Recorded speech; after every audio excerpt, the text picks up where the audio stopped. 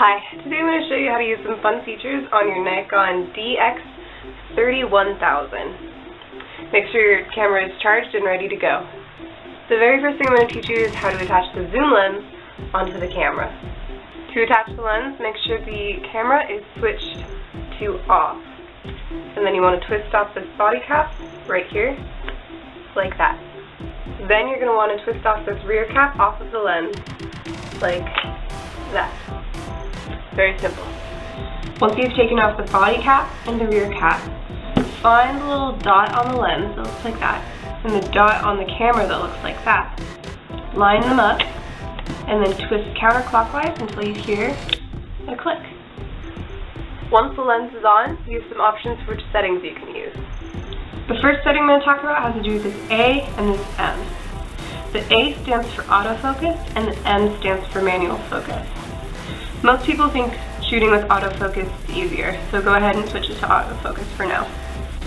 The next setting has to do with this VR, which stands for vibration reduction. This basically stabilizes the pictures so that they're less blurry. Switch that to on. Then to start shooting, just squeeze the lens cap and then take it off.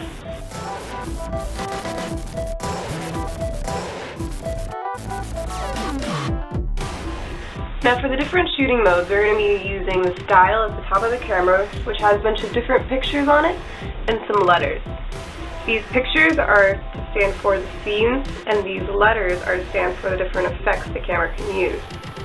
On this dial, you can choose from a few different scenes and shooting modes that allow you to change the way your camera takes pictures based on what you're taking before. All of these pictures, as I mentioned before, stand for scenes, while these letters stand for effects.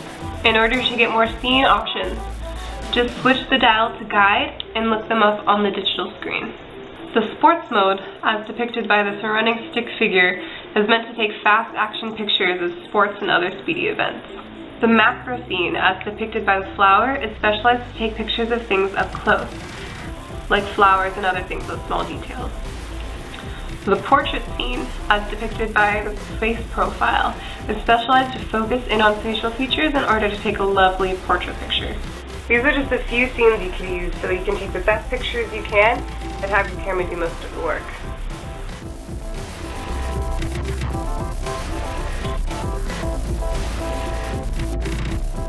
Another great feature you can change on this camera is shutter priority, which is basically how fast you take a picture. Professionals like to use this feature in place of the sports scene so that they can manually adjust the shutter speed and take pictures as fast as they want, even hundreds of pictures per second.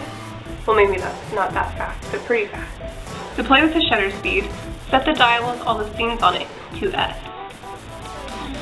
Then, you'll see this small little toggle right here.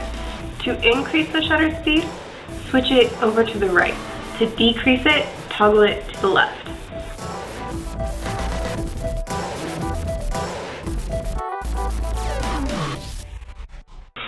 Another thing you control with that dial is the aperture of the camera, which is basically the opening in the camera that lets in light. Basically, by manipulating the size of the opening, you can manipulate what is being focused on in the picture. Professionals like to use this feature so they can have the focus of the picture stand out against the background, or vice versa. To manipulate the aperture, simply set this dial to A, and then like the shutter speed, use this toggle to increase or decrease the size of the hole.